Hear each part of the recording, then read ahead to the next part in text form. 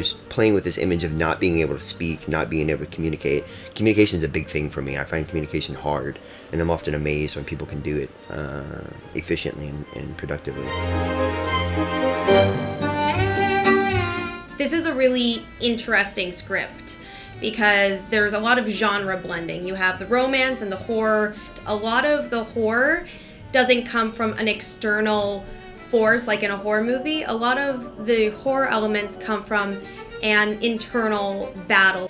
And it's like the monster's not outside about to eat you, the monster's inside keeping the things you want to say down.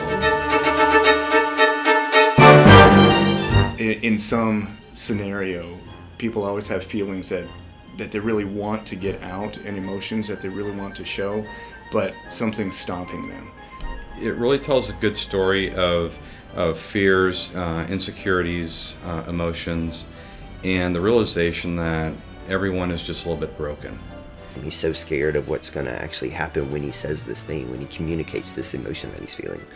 And that's why at the end, when it moves to her with the stitches, it's the same thing. You know, men and women, it doesn't matter.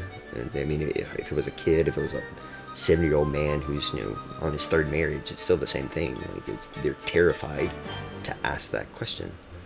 When individuals are not able to communicate, it takes on a really interesting dynamic.